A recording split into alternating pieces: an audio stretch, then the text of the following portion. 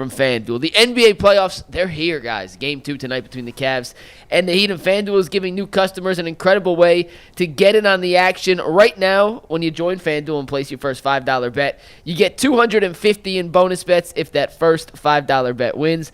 Don't miss out. Head over to FanDuel.com/UCSS and claim your $250 in bonus bets today. We also have a winning FanDuel ticket. Our guy Darren Smith hit another gigantic parlay. Oh, my God. That's literally the parlay he hit on your screen. It's that many legs. He hit them all. He adjusted the lines. Some alternate over-unders. So many hit them all. heavy favorites. That's why it doesn't pay. I mean, you still made a good percentage of your money. Because it's alternate lines. Yeah, a lot of those are like minus 700, minus 500, whatever. Yeah, right. That's why there's so many of them. But like, man, that's a great win for $5. Great win from Darren. Turned $5 into $367.85. If you have winning tickets, make sure you send them in to us so we can feature them on the show as well. Yeah. We've had a lot of Darren tickets of late. I know some other people out there winning their FanDuel tickets, so make sure you guys send them in so we can give you some love too. All right. Speaking of getting some love, guys, it is finally Game 2. Cavs Heat tip-off tonight, 7:30 on NBA TV. Ty Jerome was the star in Game 1 for the Cavs. Dustin, Earl, G. Dustin, we'll start with you. Did you say G?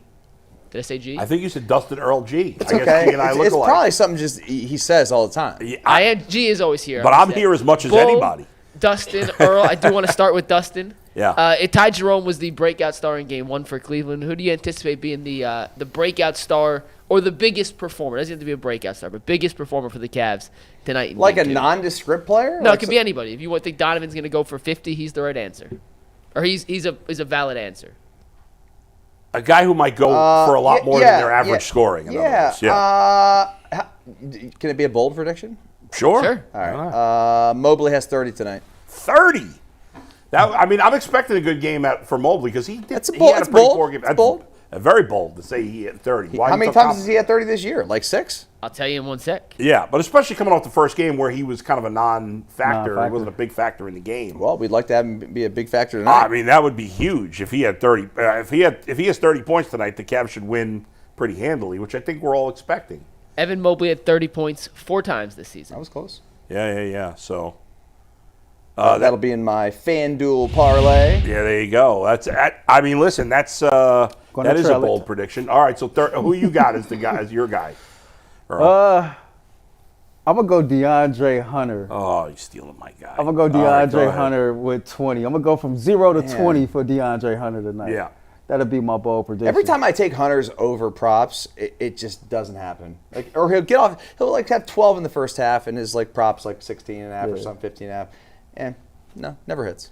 You know what? I was gonna say DeAndre Hunter, but I want to be keep it fresh, and so I'm gonna say it's another big game for Ty Jerome.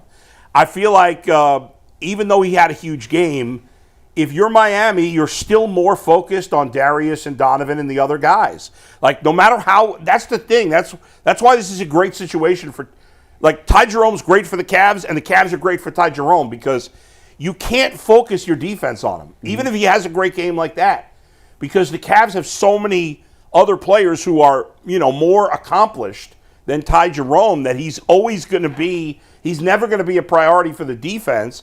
And he's just so consistent. Mike did a good job. I forgot to tell him this. He did a nice job in his interview with Ty Jerome. Was that earlier this week or last week? On the accelerated floater? That was right. Beautiful. It was really interesting. I know you really dove into the floater, and I was, for whatever reason, in this first game, I was paying particular attention to his floater. He made 4 of them. It's really, I understand why analytically it's looked at as a terrible shot, because it feels like a shot you have no control over. But he is perfect. In a way, it's almost like he's like a knuckleball pitcher, which is, it's a rarity. Right now, there's no knuckleball pitchers in Major League Baseball. But when you see a knuckleball pitcher just be great, and you're like, how is he doing this? What is going on here? And in a way, that's Ty Jerome. Not that he doesn't do anything well. It's a skill. It's a finesse skill that he's developed. And, there's been some all-time greats that have been able to do it the way that he does. That touch, man, it's just... But it's not common in today's NBA. It's not. For a guy to have that at such an elite level. And it works every time. It does. Every time he shoots that, I assume it's going to go in. He's not going to miss it.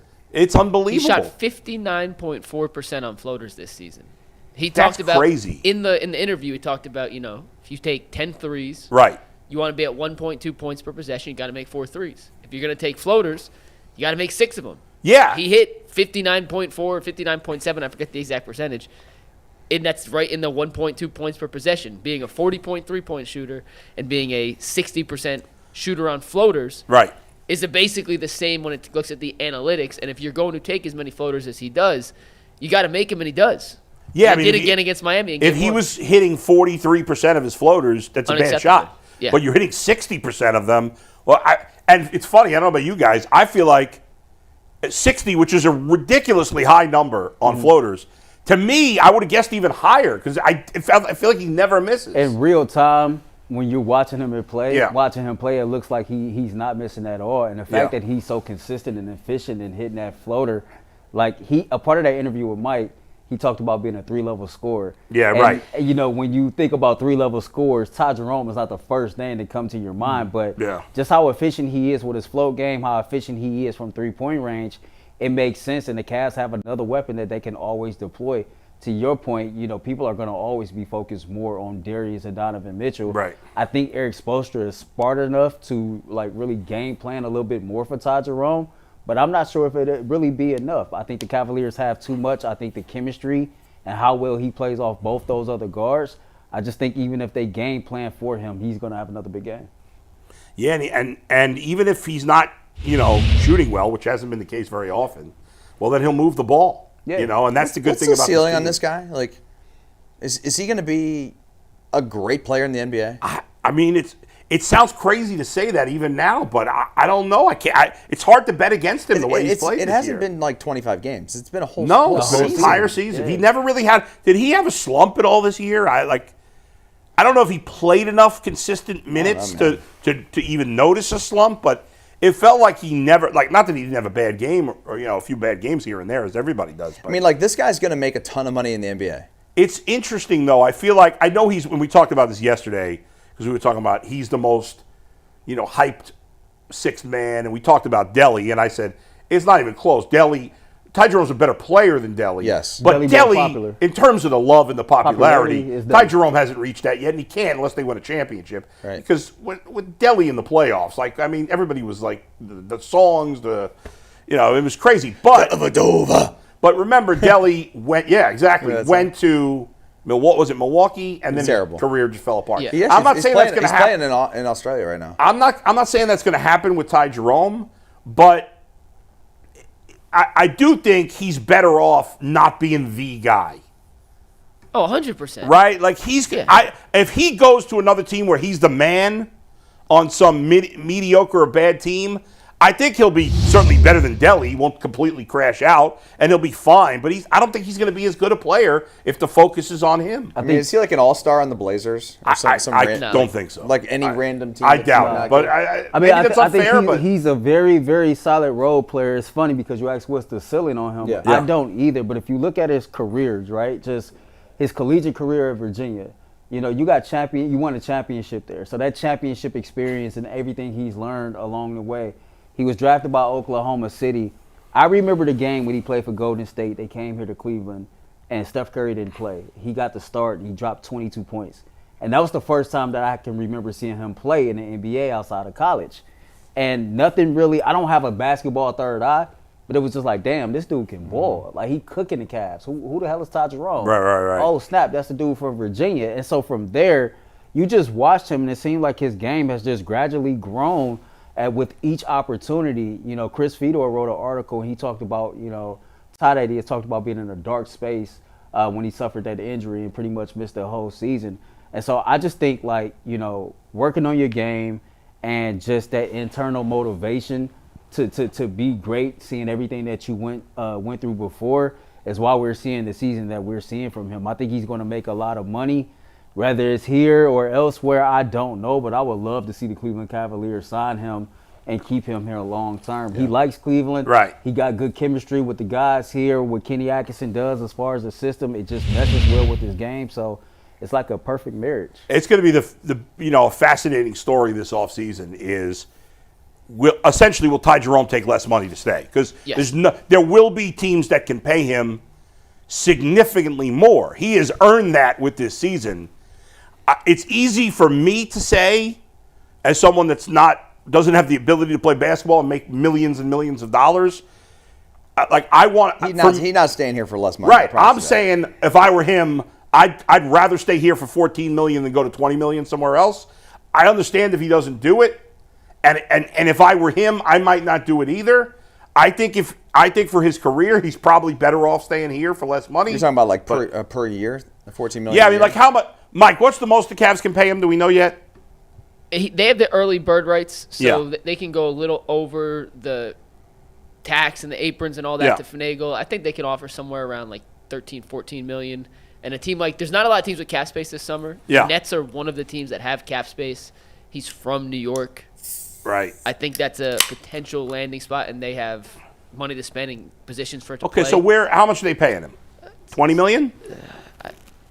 I'd be surprised if it got that high, to be honest with you. Okay, 17? Yeah, I think 15 to 17. Well, either 15 way, to it's 18 a 4 or 5 year deal. It's going to be talking about $15 million difference. But in the again, it's not my money. I acknowledge that. If he signs for 13, how many years can the Cavs pay him for? Is there a limit on that? This is not a guy that's made hundreds of millions. I get it. I know we have this conversation all the time. Yeah. I feel like we're beating a dead horse because we both we kind of agree, but like if this were $1 or $2 million, I could see him like a Jose Ramirez, and he took more, gave up more than that. But he's also made a ton of money too. Yes, he has. But like this is his first chance at real and maybe money. his only chance. And maybe his only chance. Yeah, I hear you. Again, I would not blame him if he left. But I mean, it's his chance to be Jeremy Lin, to some degree, and get that. Jeremy Lin made a ton of money. He did off of 4 weeks. Outside of the Ty Jerome saga, because let's worry about his future when the playoff run's You're right. done. Fair enough. There are a couple of things, at least, and I think Dustin started to touch on this earlier. I'm actually looking forward tonight with the Cavs. I thought in Game 1, there were multiple occasions early in the game. Later in the game, when Donovan and Darius and Ty got going, you don't try to feed the bigs. You let the guards cook when those three are shooting as efficiently as they were. But early in the game, Miami switched a ton of those pick and rolls. And I thought there were opportunities with Jared and Evan down low to get them the ball and let them work on small defenders in the post. And Cleveland, for one reason or another, I'm not saying it's even a critique, just something I noticed, they went away from that. And we talked about the lackluster numbers between those two combined. Together they had 21 points, 18 rebounds. Not saying they played terrible by any means, but you expect more from those two when Allen and Mobley by themselves are each averaging 14 and 18 points respectively. But what did I thought Jared played a good game. Allen played fine. I think it was all Mobley. Again, that's one game. Didn't Allen have a double-double? No? No, he only had I'll tell you one second. I pulled the box. I thought Jared played fine. He had like 14 boards. I was really expecting more boards. from Evan Mobley. Like, there's no world when Evan Mobley can go into halftime and have 0 rebounds. Yeah, that's it. And then finish Allen the game did have 12 and 11. with 9 points and 7 rebounds. We have talked ad nauseum about the Cleveland Cavaliers reaching their overall goal and how Evan Mobley had to show up and be that dude. And I thought that was a perfect opportunity to set the overall playoff tone, to come out here and have a great game and let people know, okay, like, we don't have to ask those questions no more about Evan Mobley come playoff time. Luckily for him, that's one game. You get game 2 tonight, and you get the opportunity to go out there and really make some noise. I'm going to trail Dustin on it. I'm going to take Evan for 30. If he gets there or not, I don't know. But Evan, it feels like he has to have a big game. Because what's like his totals typically? Around 18.5, 19.5, something like that. Yeah. I mean, I kind of want to go 30, but I may go like 20. I think it's even lower than that. Probably like 25, 26. You probably get like plus 15 and a half. 300. Yeah. I think he's 15 and a half. We got to verify this, folks. Mobley tonight? What's Evan Mobley's prop? What is his line for scoring? Is it 15 and a half? I'll tell you if you give me 1 sec to let the FanDuel Sportsbook app load. Because I think it was 15 and a half game 1, if I remember. Maybe even 14 and a His half. props for points tonight, ladies and gentlemen, are set at 16 and a half. Oh, 16 and a half. Okay. So, listen, the Cavs, we know, can get away with not playing. The Cavs didn't play an A game in game 1 against Miami. 15 and a half, sorry. 15 and a half, okay. The Cavs did not play their A game at all. No. Clearly, in game 1. I mean, Ty Jerome played his A game. Darius played pretty damn good. But Darius, the bar is higher, and same with Donovan. I'd say Darius and Donovan played like A- or B+. They played well. Not incredible. They played well. But nobody. Plus 2,500 for him to have 30 tonight. Let's do it. Let's Plus go. 2,500. Plus 2,500. Put 100 That's to win ballsy. 2,500. But as the series go on, they're going to need more and more from Mobley. If once they play the better teams, Indiana, I mean, certainly better than Miami, and then eventually we assume Boston. Although this Jason Tatum situation is interesting. With the wrist? He's not going to play game 2, right? No, they said if it was game 7 he could play, but because okay, it's so game 2, that would obviously caution. be huge for them. And they'd still probably win that series even without him, I would assume. But I don't know. I guess who knows. But in terms of Mobley, like as the series go by, Mobley can't be a bystander in these games. He can be against the Heat. You don't want to see it. Right. Hopefully he gets back to being the player he's been most of this year. And as Mike said, some of that, in game 1 was the guards were killing it so much you just let him go. Same thing with Hunter. It's why he barely shot the ball and whatever. But they're going to need Mobley. They're going to have to, to beat Boston, assuming both teams are healthy. To beat Boston, all their best players, their 3 best offensive players, Mobley, Garland, Mitchell, all got to play consistently great if they're going to beat Boston. Because Boston's the best team, Boston, Oklahoma City are the best teams they're going to play. Yeah, it'll be interesting tonight. I think I'm looking forward to seeing Evan Mobley have that big game, and then DeAndre Hunter as well. He played 16 minutes in game 1, Mike? Yeah. Only had 4 shot attempts, didn't score at all. Right. And we know what he's capable of, not really worried about him, but I think he comes out tonight. And you got, so what? We doing Evan for 30. We got DeAndre for 20. His line is 8.5. Yeah. I'm definitely taking it over. Huh? Yeah. Hunter's line's 8.5. 8.5. I like that a lot. I know that's on my same game parlay today. One other big storyline, I think, maybe big's a little strong, but one other thing I got my eye on tonight, guys, I'm curious your takes, is we know that Ty Jerome and DeAndre Hunter, obviously with the 5 starters, including Strus, those 7 guys, we know they're playing a ton of minutes, blah, blah, blah. The question is, how much will they use guys 8 and 9, and not really beyond that. But that's not true, because obviously you have Sam Merrill, who played well, right? He played awesome. I think Weld is actually. That's true. You're right. He played an A game for him. An A game. He shot well. He played. I thought it was the best I've ever seen him play defense. I mean, he was really, really deli-ish out there. And then Isaac Okoro and Dean Wade. Now those 2 were terrible, especially Okoro, because he played a lot more minutes than Dean Wade. You don't really need to go more than 8 deep in the playoffs, especially once you get further in. It feels like Sam Merrill is kind of maybe grabbing hold of that 8th spot. So I don't know, guys. I am pretty much done with Isaac Okoro. Oh, yeah. I still think Dean Wade could have some value maybe. But if Sam Merrill can give you, if he's only playing 10, 12 minutes a night, and he can give you that defensive effort, then I got no reason to play Isaac Okoro whatsoever. Well, let me ask you guys this based off that, because I want to save the Wade and Okoro stuff for its own. But if Merrill plays like he did in game 1, and it's not unreasonable to think he can replicate that. He had 6 points. He was 2 for 4 from 3. He tied for the game lead in blocks with 2. Earl, you were there. You saw what Merrill did with your own 2 eyes. If he plays like that, is it even a question? Who's the 8th man? We'll save the struggles of Okoro. No, I don't think so. If Merrill plays like that, is it even a question? I don't think so at all. I think the one thing that don't show up in the box score is body language, right? And his body language was just screaming, like confident, like the moment was not too big, like he belonged here. When he stepped on the court, when he stepped into his jump shots, he shot them with conviction. He was on ball defending like better than I had seen him at any point this season. So if he continues to play like that, without question, I think that spot is his. He had 2 block shots. Yeah. Sam Merrill. He did. Had 2 block shots. Another thing to look for in this game from the Miami Heat standpoint, because I do think Spoelstra is going to make some adjustments, and this is the Heat. I think they will be a little better. That kid, Davion Mitchell, is a pest. Is a pest. He is one of those Deli, Anderson, Varejao type players, just a guard for them. And I noticed he was matched up with Donovan Mitchell one-on-one, and that was one of the few times I seen Donovan couldn't move him. He couldn't move him, he couldn't get away from him. I was like, oh. Well, but he still scored a ton of points. Yeah, he did. And then Tyler Hero, he got a clip. So I hate that guy. Yeah, he got a clip though. He just there, Let's face it, when a white American guy is good and he plays for another team, when he's on your team, you love him. But when he's on another team, he's irritating. I find him irritating. I don't like him. I don't like Duncan Robinson. I want to punch Duncan Robinson in the face. I do. I won't. I get them both a little confused sometimes. They look a little alike. They're both lanky white dudes. They both can shoot really well. Hero is the better player, obviously. Yeah, certainly. I don't know. I find them irritating. Just the American white guys? American white guys. Yeah, the Euro white guys, they're all right. But Bull just hates his people. There's some truth to that. But there's some truth that's to that. the thing in the NBA. There's no, you know how like my thing in football. Well, what about Chet Holmgren? Here's the Jewish? thing. No, I don't think so. I don't think there's any Jewish players in the NBA. Oh, there's the Hey, Chet is one skinnier Israeli than Tristan guy. McKenzie. Huh? Chet Holmgren, he might be skinnier than Tristan McKenzie.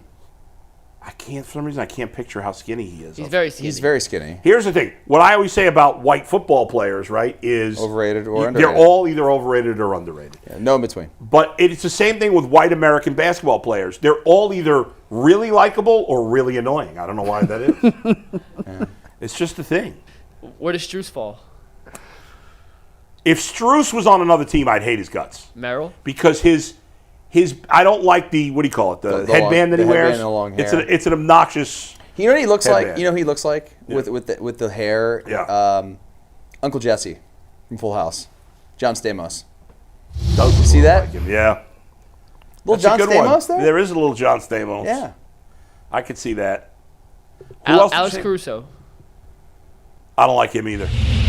Is he Jewish?